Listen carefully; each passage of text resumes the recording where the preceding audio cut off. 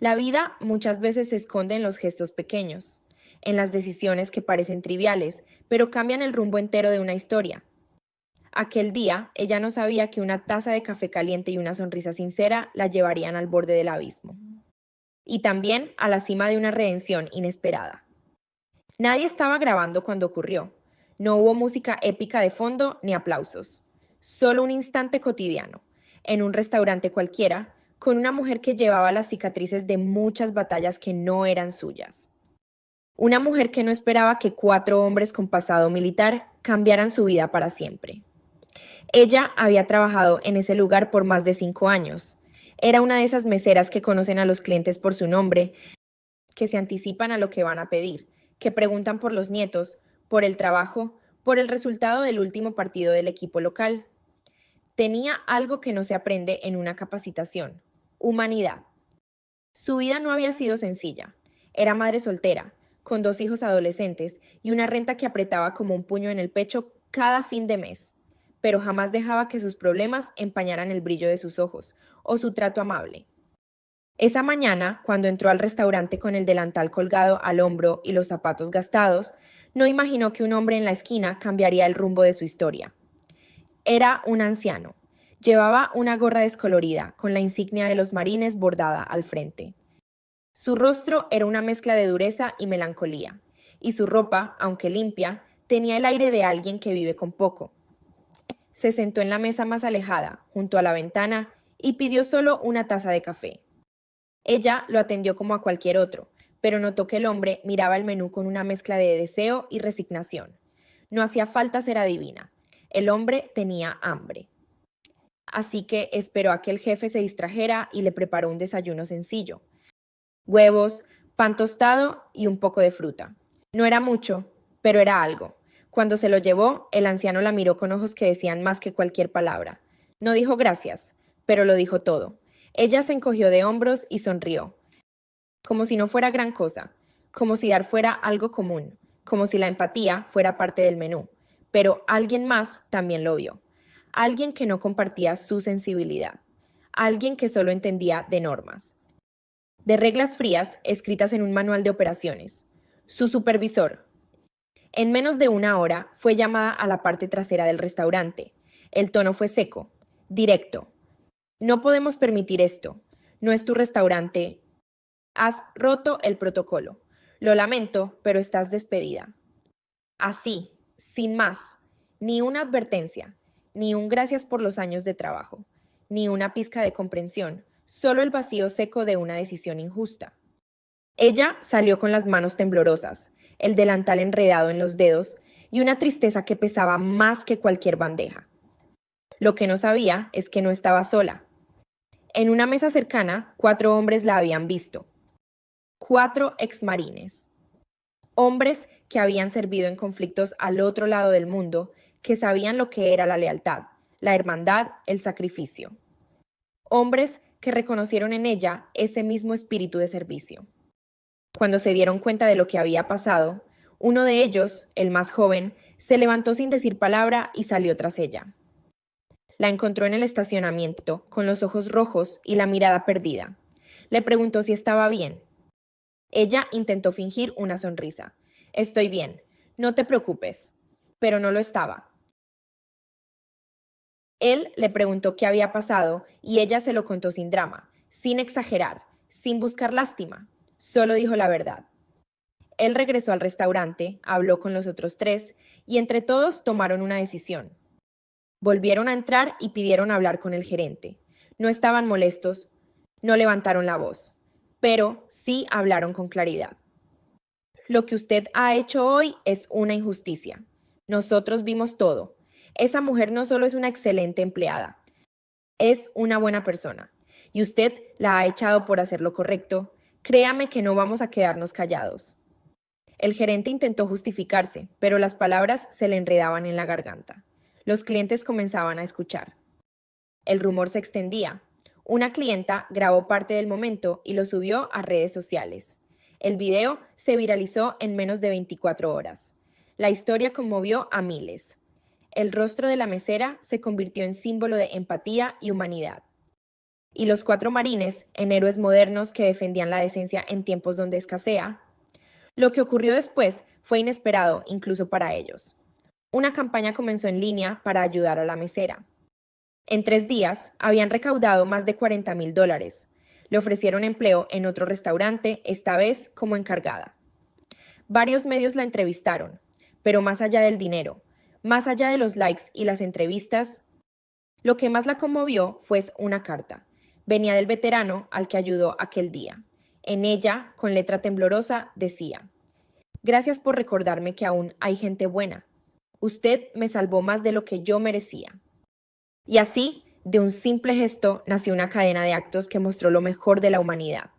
La historia de una mujer que perdió su empleo por hacer lo correcto y fue recompensada por ello de maneras que jamás imaginó.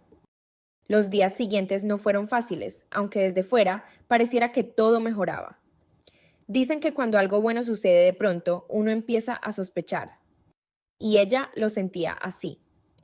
Cada vez que abría su correo y encontraba un nuevo mensaje de apoyo, cada vez que escuchaba su nombre en la televisión local, había una parte de ella que se preguntaba cuánto duraría esa ola.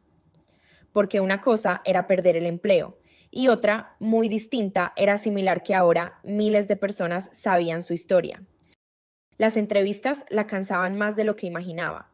Repetir los mismos detalles, volver a revivir ese momento frente a una cámara, responder preguntas que a veces parecían más interesadas en el morbo que en la verdad. Pero lo hacía porque entendía que había algo más grande en juego. Había muchas personas que se sentían vistas a través de su experiencia. Trabajadores ignorados, madres solteras al borde, empleados honestos despedidos por tener compasión. No era solo ella, era la voz de muchos que nunca fueron escuchados. Uno de los marines, el que la siguió primero al estacionamiento, se llamaba Marcus. Tenía poco más de 30 años y una forma de hablar pausada, como si cada palabra le costara energía. Era de esos que miran a los ojos sin miedo, pero con respeto. Había servido en Afganistán durante 2 años y al regresar se convirtió en técnico de ascensores. Nada glamoroso, pero digno.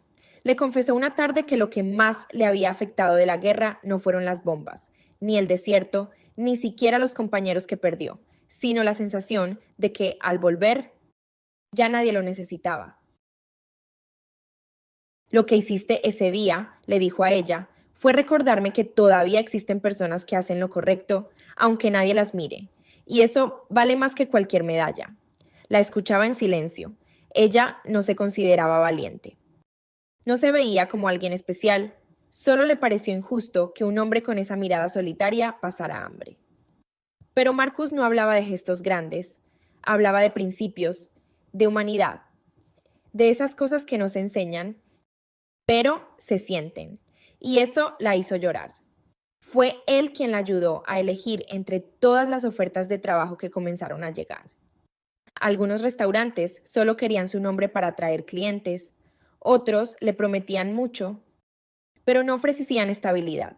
Finalmente, se inclinó por un pequeño café familiar regentado por una pareja de ancianos que, al conocerla, le dijeron: Aquí no solo se sirve comida, se sirve con el corazón. El nuevo trabajo era distinto. Menos mesas, más calma. Le permitía regresar temprano a casa y ayudar a sus hijos con la escuela. Ellos también habían sentido el cambio. Durante años vieron a su madre correr de un lado a otro. Dormir poco, preocuparse por cada centavo. Y ahora, aunque la incertidumbre no desaparecía, había algo en su mirada que no conocían. Paz. Uno de sus hijos, el menor, le preguntó una noche mientras cenaban: Mamá, ¿por qué te ayudaron esos soldados? Ella se quedó en silencio por un momento, luego sonrió y respondió: Porque a veces, hijo, la bondad encuentra eco donde menos lo esperas. Y cuando haces lo correcto, aunque parezca que nadie lo nota, el universo se encarga de devolverlo. El video que lo inició todo seguía girando en Internet. Y como suele pasar, hubo quienes dudaron de su autenticidad. Comentarios cínicos, sospechas, incluso teorías conspirativas. Pero ella aprendió a ignorarlos. Había vivido lo suficiente como para entender que no se puede convencer a todo el mundo. Lo importante era lo que había cambiado en su vida. Y en la de otros, una tarde recibió una carta desde un centro de veteranos. No tenía remitente, solo un sello militar. Dentro había una nota escrita a mano que decía: yo también estuve en esa mesa alguna vez. Nadie me vio, nadie me ayudó. Gracias por ver lo que muchos ignoran. Usted me ha devuelto la esperanza. Esa noche, al cerrar el café, se quedó sentada sola en una de las mesas, con las luces apagadas y el silencio como único testigo. Pensó en todo lo que había perdido y todo lo que había ganado, y entendió que a veces lo que parece un final injusto es solo el principio de algo mejor. Con el tiempo, lo que empezó como un hecho aislado fue tomando la forma de una especie de cruzada. Varias organizaciones que apoyaban a veteranos comenzaron a contactar al café donde ella trabajaba, pidiéndole permiso para compartir su historia en charlas, seminarios y hasta folletos de sensibilización. Ella no buscaba fama, pero entendía que su experiencia podía generar algo más que empatía pasajera. Podía despertar conciencia, y en un mundo tan distraído, eso ya era mucho. Un periodista veterano, de esos que aún escriben con libreta en mano y no viven esclavizados por la inmediatez, le pidió hacerle un perfil. No una nota viral ni un video de 2 minutos, sino un reportaje de largo aliento, con calma, con respeto. Se reunieron varias veces. Él escuchó más que habló. Preguntó por su infancia, por sus padres, por lo que la había formado. Ella le habló de su madre, una mujer que trabajó limpiando casas durante 30 años, que jamás se quejó, que le enseñó a ser digna incluso con los zapatos rotos. Ella me decía, recordó entre risas y lágrimas, si no puedes dar mucho, da bien. Creo que eso fue lo que hice ese día con el veterano. No era mucho, pero era de corazón. El reportaje salió publicado en un periódico impreso de tiraje nacional. En una época en que lo digital parece absorberlo todo, aquel texto con olor a tinta tocó algo más profundo. Miles de personas comenzaron a escribirle cartas, no mensajes rápidos de redes sociales, no reacciones con caritas o fueguitos, cartas de puño y letra. Algunas eran de adultos mayores que se sentían olvidados. Otras de meseros, cajeras, vigilantes, gente invisible para muchos. Y también había cartas de marines, algunos retirados, otros aún en servicio. Le decían gracias. Le decían que su gesto les recordaba que aún valía la pena creer. Entre todas esas cartas, una llamó su atención más que las demás. Venía desde Florida, escrita con letra firme y clara, por alguien que firmaba como Teniente Harold A. Peterson, retirado. El texto era breve, directo. Yo estuve en el pelotón del hombre al que usted ayudó. Lo conocí en Irak. Perdió a su esposa cuando estábamos en Fallujah y después de eso nunca volvió a ser el mismo. No tenía familia, no tenía a nadie. Creíamos que había muerto. Verlo en ese video, ver que alguien le tendió la mano, me devolvió algo que había perdido hace años. La fe en la gente. La carta la dejó sin palabras. Se la mostró a Marcus, que también se quedó callado por varios segundos. Luego asintió con la cabeza y le dijo, a veces el eco de lo que hacemos llega mucho más lejos de lo que imaginamos. A medida que las semanas pasaban, el café en el que trabajaba comenzó a recibir cada vez más visitantes.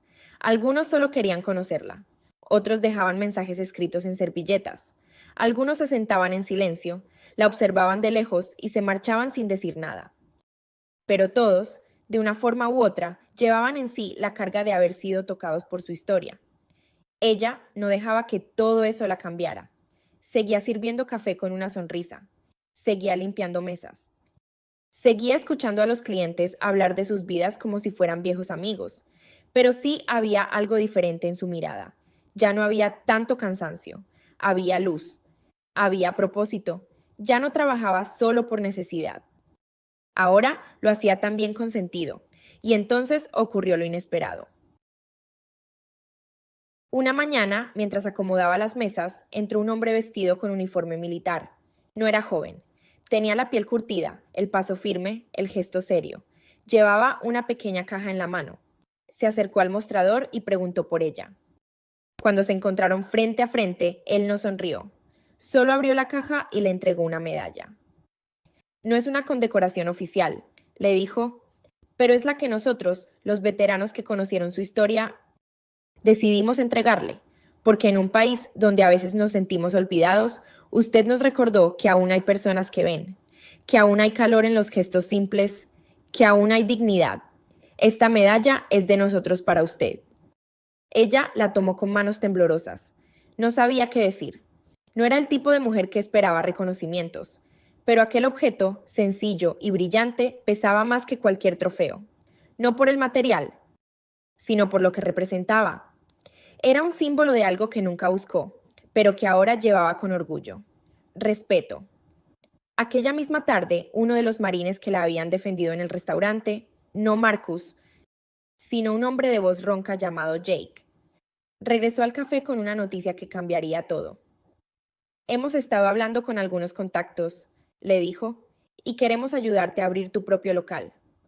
Ella lo miró incrédula. ¿Mi propio restaurante? Él asintió. Sí, ya tenemos apoyo de varias asociaciones, incluso donantes privados. Nada lujoso, pero un espacio tuyo, para que trabajes sin miedo, para que puedas ayudar a quien quieras, como tú sabes hacerlo. Ella tardó varios segundos en reaccionar. Le pareció un sueño, uno de esos que uno ni se atreve a tener porque parecen demasiado grandes. Pero ahí estaba, tomando forma, el sueño que su madre nunca pudo cumplir, el que ella tampoco se permitió imaginar, y sin embargo, gracias a ese acto sencillo de humanidad, ahora era posible. El proceso para abrir aquel restaurante fue más lento de lo que imaginaba, no por falta de ayuda, sino porque ella quería hacerlo bien. No buscaba replicar una cadena ni crear un sitio de moda. Quería un lugar que hablara por sí solo, que se sintiera como un hogar para quienes no lo tenían, que sirviera café caliente a quienes temblaban del frío, aunque no pudieran pagar, que fuera el tipo de sitio donde una mirada compasiva valiera más que una propina abultada. Los 4 marines estuvieron ahí desde el primer día. Ayudaron con la pintura, los muebles, los permisos, la seguridad. Marcus incluso construyó con sus propias manos una pequeña tarima para que músicos locales pudieran tocar en las noches.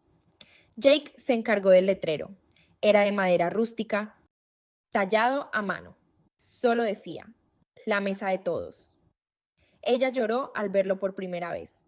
Le pareció que ese nombre decía más que cualquier historia, y es que había sido precisamente una mesa, aquella mesa solitaria junto a la ventana donde se sentó el veterano, la que había desencadenado todo. Una mesa compartida, aunque fuera solo con café y pan. Una mesa con compasión. Cuando finalmente abrieron, no hubo gran ceremonia. Solo una cinta blanca, unas pocas flores y los marines al fondo, discretos, vestidos de civil. No les gustaba la atención, pero no se irían sin ver aquel sueño encenderse. Alguien llevó un pastel casero, otro una vieja fotografía enmarcada del primer día que ella trabajó como mesera. Era borrosa, pero ahí estaba, su sonrisa, su delantal, su mirada, la misma de siempre. El primer cliente fue un anciano. Llegó en muletas, arrastrando los pies con dificultad. No pidió nada caro, solo preguntó si podía sentarse un rato. Ella lo ayudó a acomodarse. Le sirvió agua sin que él lo pidiera y se sentó frente a él un momento. Le preguntó su nombre. Él le respondió con una voz casi inaudible. Me llamo David. Tengo 74 años y desde hace 3 no me sentaba en un lugar sin sentir que estorbaba. Esa frase la marcó, como un golpe sordo en el pecho. Le recordó por qué había hecho todo esto, por qué no aceptó cualquier trabajo, por qué eligió la lentitud de un lugar propio en lugar de la eficiencia de una cadena. Quería exactamente eso, que nadie volviera a sentirse un estorbo. Los días comenzaron a pasar. El restaurante se volvió una especie de refugio. Algunos clientes pagaban el doble y dejaban anotado en una pizarra. Una comida pagada para quien la necesite. Otros dejaban libros, notas, cartas. Cada semana dedicaban una tarde para servir comidas gratuitas a veteranos. Marcus organizaba las mesas. Jake cocinaba hamburguesas.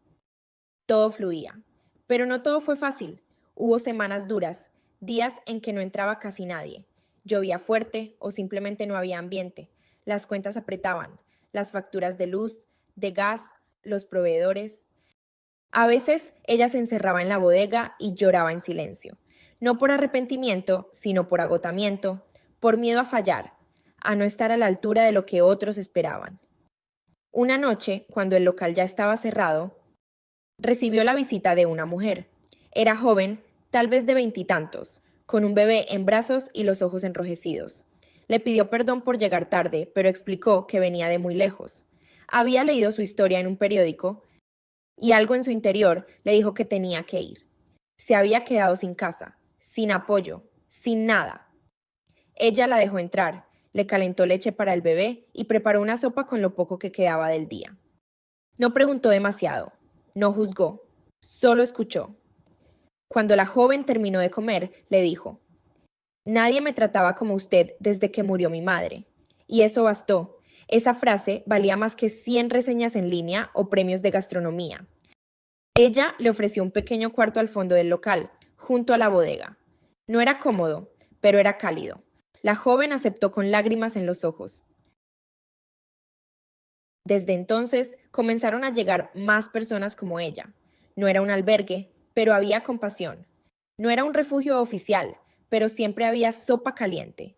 El restaurante se convirtió en una especie de faro. Y aunque algunos criticaban su manera poco rentable de manejarlo, a ella no le importaba. Lo suyo no era un negocio, era una causa. Una tarde cualquiera, mientras limpiaba mesas, recibió una llamada inesperada. Era de un productor de televisión. Le ofrecían hacer una película basada en su historia. Una de esas que se emiten en canales familiares, con actores conocidos, con música emocional. Ella no sabía qué responder. Se sentía abrumada. Pero entonces, Marcus, que la había escuchado desde la barra, le dijo: A veces, contar tu historia puede inspirar a alguien que no conoces. Y eso también es servir. Ella aceptó con una condición: que no cambiaran los hechos, que mostraran también los días oscuros, que no hicieran de ella una santa ni una mártir, solo una mujer común que un día decidió ver a otro ser humano con compasión. La producción de la película comenzó meses después, con un guión que se fue puliendo en largas conversaciones entre ella y el equipo creativo. Le pidieron detalles que ni siquiera había compartido en entrevistas: cómo era su rutina antes del despido, qué pensó exactamente al ver al veterano sentado solo, qué sintió cuando el gerente la despidió sin mirarla a los ojos. Todo. La desnudaron emocionalmente, pero no con morbo, sino con cuidado, como quien limpia una herida para poder contar con verdad. El actor que interpretaría a Marcus la llamó personalmente. Quería conocerlo, saber cómo hablaba, cómo caminaba, qué tipo de silencio cargaba. Marcus, siempre reacio a los reflectores, aceptó con una condición: que le dieran voz a todos los excombatientes olvidados, no solo a él. El actor escuchó con respeto, tomó notas. Al final, ambos se abrazaron como si compartieran una batalla invisible. La película se rodó en un set que recreaba el restaurante original, con tanto detalle que a ella se le escapó una lágrima al entrar por primera vez.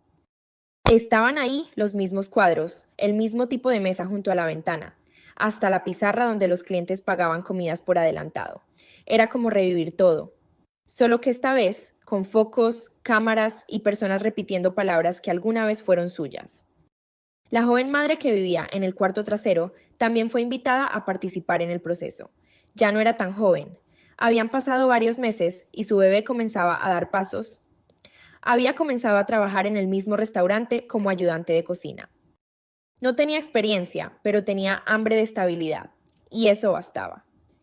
Entre ambas habían formado algo parecido a una familia, sin apellidos compartidos, pero con cicatrices que las unían.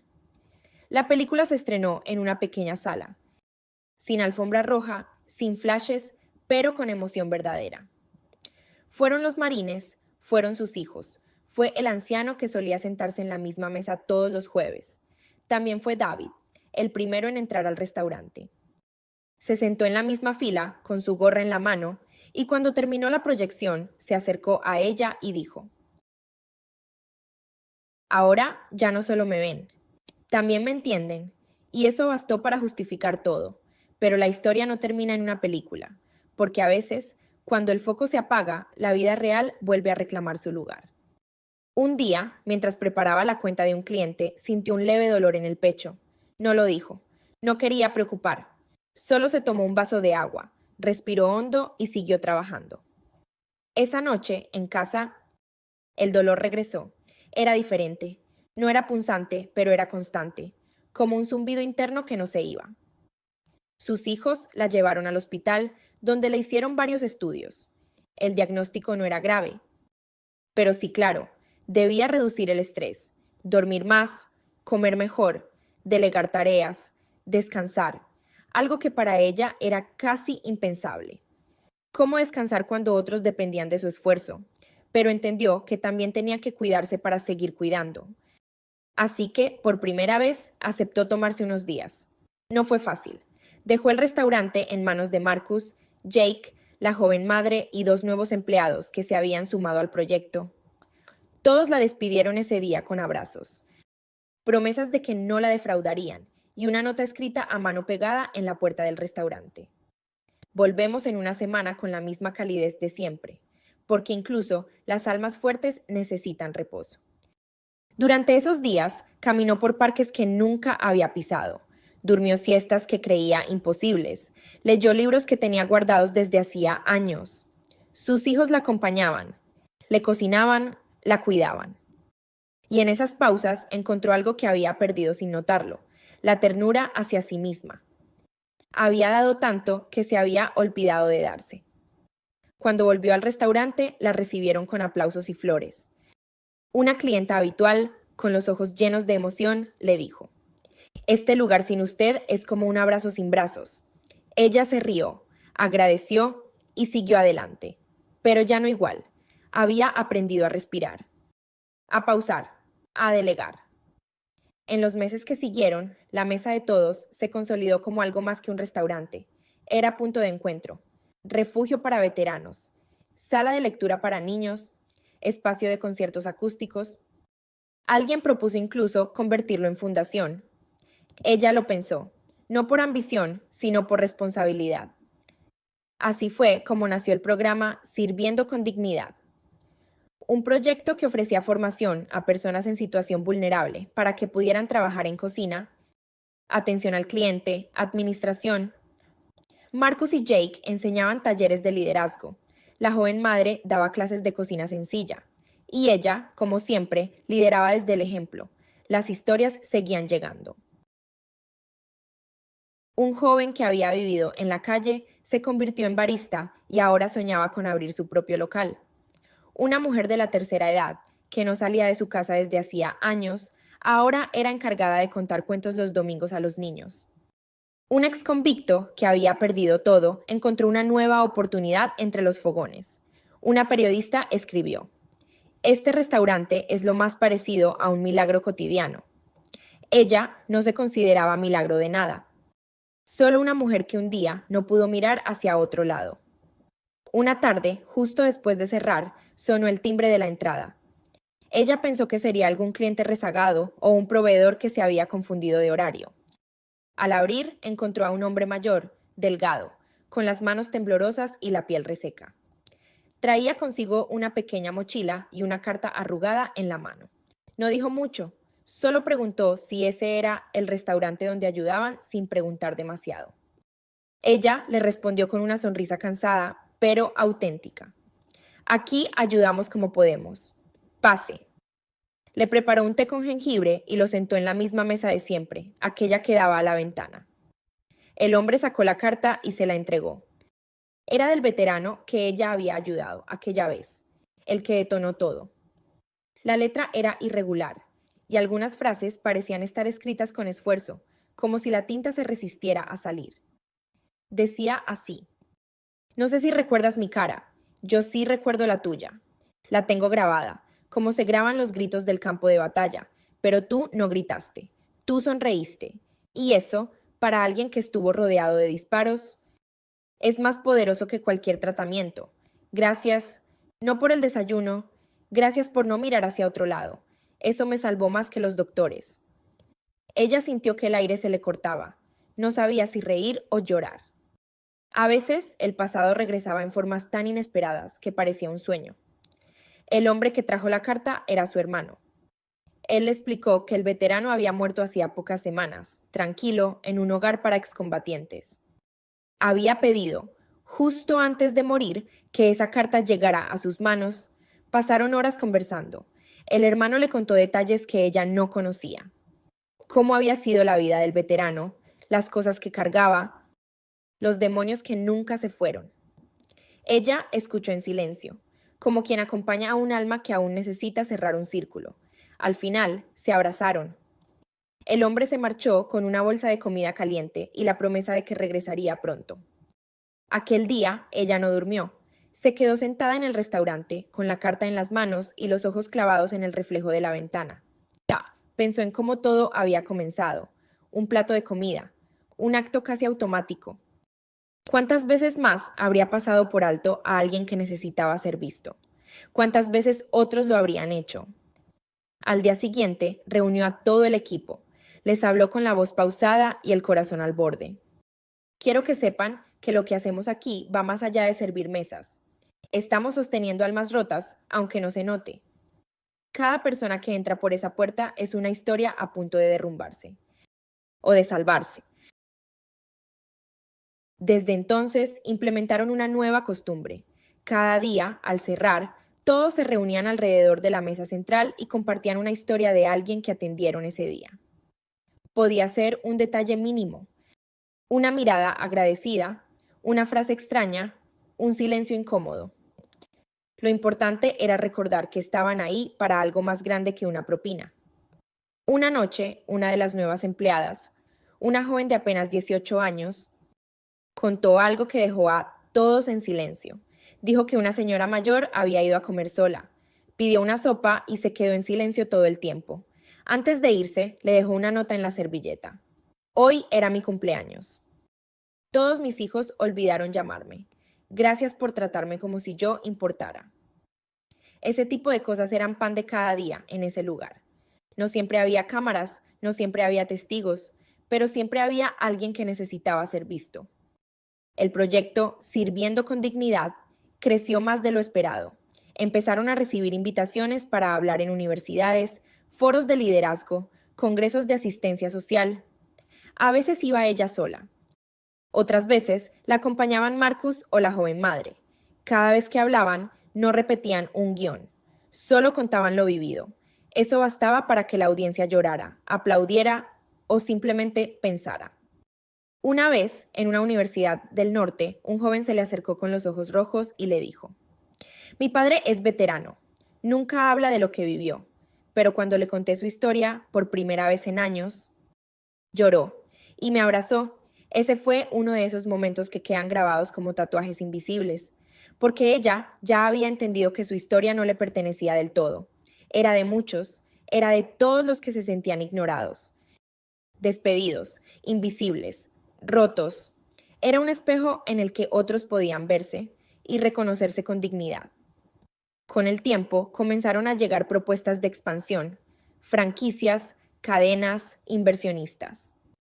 Querían multiplicar la mesa de todos en diferentes ciudades.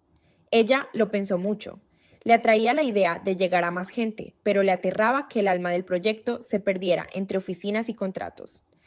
Así que propuso algo distinto, no una franquicia, sino una red de cocinas solidarias. Cada una sería autónoma, inspirada en su modelo, pero con identidad local. Las reglas eran simples: comida digna, trato humano, y al menos un día al mes dedicado completamente a quienes no podían pagar. Los marines la apoyaron en todo.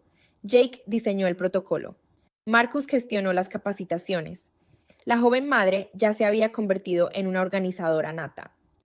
Y así, en menos de un año, nacieron 8 espacios nuevos. Uno en Texas, otro en Arizona, uno más en Georgia. Cada uno tenía su historia, su mesa especial, su lista de notas escritas en servilletas. Ba escribió en su cuaderno una sola frase: el amor también puede llegar tarde, y aún así ser justo. Desde entonces, la frase fue impresa en cada uno de los manteles de las nuevas cocinas, no como consigna publicitaria, sino como una declaración silenciosa de propósito. Volviendo a su ciudad, encontró el restaurante original más vivo que nunca. El equipo había tomado el control con madurez. La joven madre ahora coordinaba horarios, Marcus había contratado a un par de adolescentes que antes vagaban por la calle, y Jake organizaba jornadas de reparación de viviendas de veteranos. Todos se habían convertido en extensiones de un mismo corazón. Una tarde de domingo, mientras barría el suelo de la cocina tras el cierre, uno de los nuevos empleados, un joven reservado con tatuajes hasta el cuello, se le acercó. Llevaba meses trabajando con dedicación, aunque rara vez hablaba. Aquella vez sí lo hizo. Cuando llegué aquí, nadie me quería contratar. Tengo antecedentes y no justifico lo que hice. Solo quería una segunda oportunidad. Usted me la dio. Y no me la pienso gastar. Ella solo le tocó el hombro. No dijo mucho, pero en su mirada él encontró más validación que en todos los tribunales por los que había pasado. Un día, sin esperarlo, llegó una carta desde Washington. Era una invitación formal. El Senado deseaba rendirle un reconocimiento público. Habían seguido su historia, el impacto nacional de las cocinas solidarias y el testimonio de múltiples veteranos. Querían otorgarle una medalla al mérito civil. Ella se quedó mirando la carta un largo rato.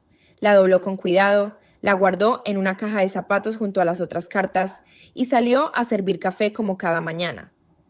Cuando le preguntaron por qué no respondía, solo dijo: el mejor reconocimiento es cuando alguien entra por esa puerta y sonríe porque no se siente juzgado. Finalmente aceptó ir, no por vanidad, lo hizo por el equipo, por los veteranos, por los que nunca tuvieron voz. El día del evento vestía sobrio. No contrató maquillaje ni estilista. Solo se puso los mismos zapatos con los que había caminado aquel primer turno donde todo empezó. Subió al podio con la calma de quien ha atravesado tormentas y habló sin leer. No soy heroína. Solo fui criada por una madre que me enseñó que el hambre no se ignora, que la dignidad no se mide por la cuenta bancaria, que cuando ves a alguien sufriendo no preguntas si lo merece. Simplemente ayudas, porque mañana podría ser tú. El salón entero se puso de pie.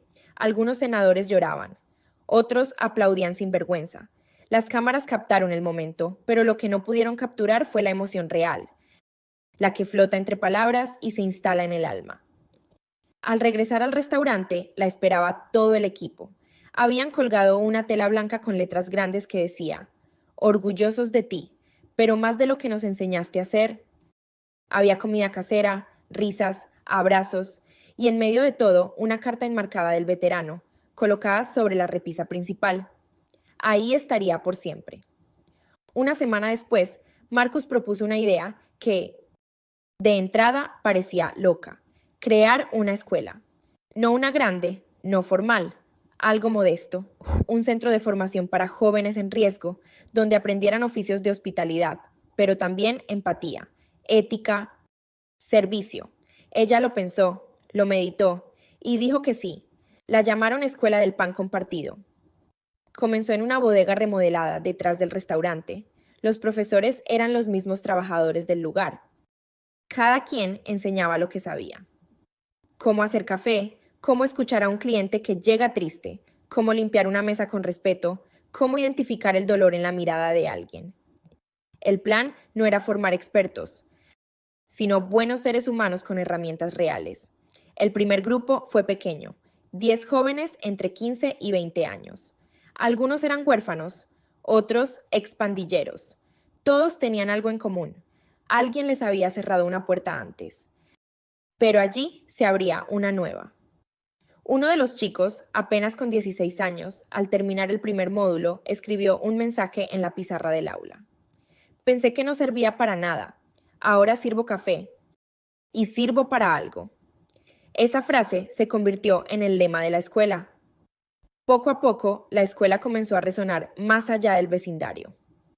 Algunas empresas pequeñas comenzaron a buscar a los egresados para contratarlos. No porque tuvieran currículums perfectos, sino por algo más difícil de enseñar: compromiso, puntualidad, respeto, ganas sinceras de servir. Uno de los primeros egresados, un joven de 19 años que antes había dormido en un refugio, terminó siendo encargado en un café al otro lado de la ciudad. Otro, que apenas hablaba al principio, encontró en la cocina una forma de expresarse y fue becado por una academia culinaria en el norte. Ella los seguía a todos, no como una jefa, más bien como una madre que observa con orgullo silencioso. No necesitaba crédito. Cada vez que alguien le agradecía por la escuela, ella respondía: yo solo preparé la mesa. Ellos decidieron sentarse. Una tarde, mientras revisaba notas con Marcus, recibió una carta inesperada. Venía del extranjero, de Italia. Estaba escrita en español, torpe pero legible. Era de un excombatiente estadounidense que había migrado a Europa hacía décadas.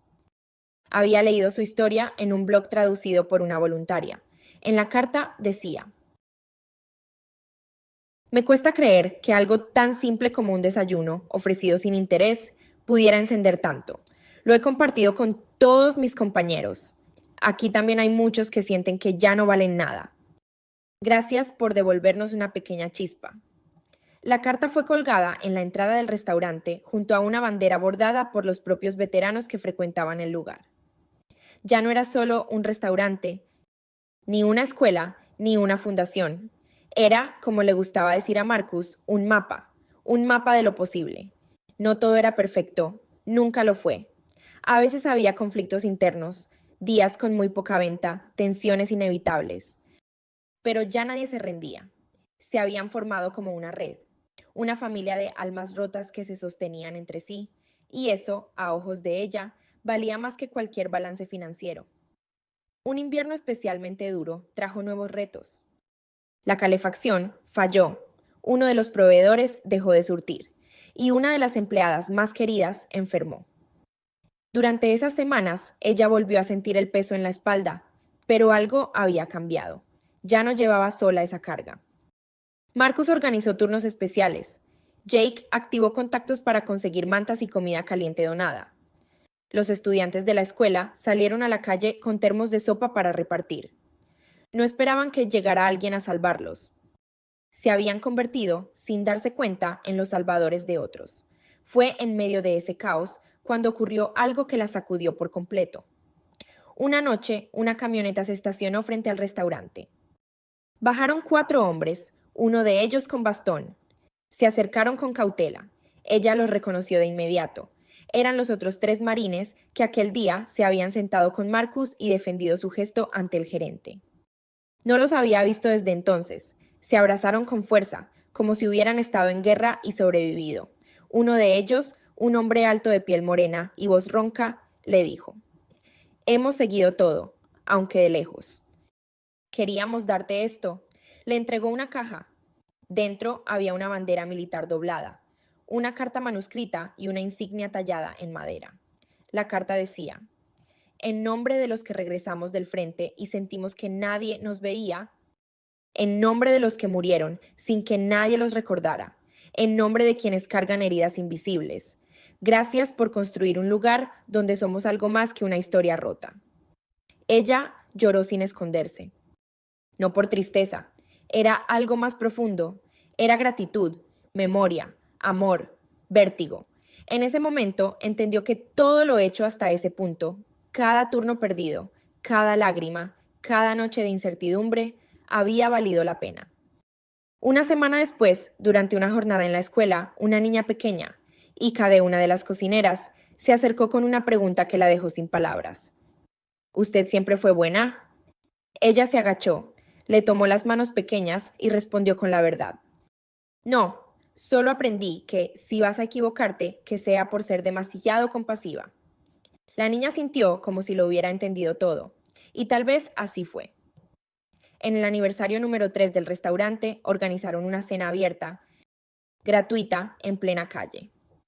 Pusieron mesas largas, luces colgantes, música suave. Asistieron más de 200 personas. Algunas no conocían la historia, otras la sabían de memoria, pero todos comieron del mismo pan. Rieron, lloraron, compartieron. Ese día, la joven madre que una vez llegó con un bebé en brazos y sin rumbo alguno, subió al pequeño escenario e improvisó un discurso. No sabía cocinar, no sabía quién era, solo tenía miedo, pero ella me miró con ternura. Y desde entonces decidí mirar así a los demás. Si eso no es familia, no sé qué es. Al cerrar la noche, Todos los presentes se tomaron de las manos. No fue planificado. Fue natural, como si el alma colectiva de ese proyecto supiera que estaban haciendo historia, aunque nadie más lo supiera.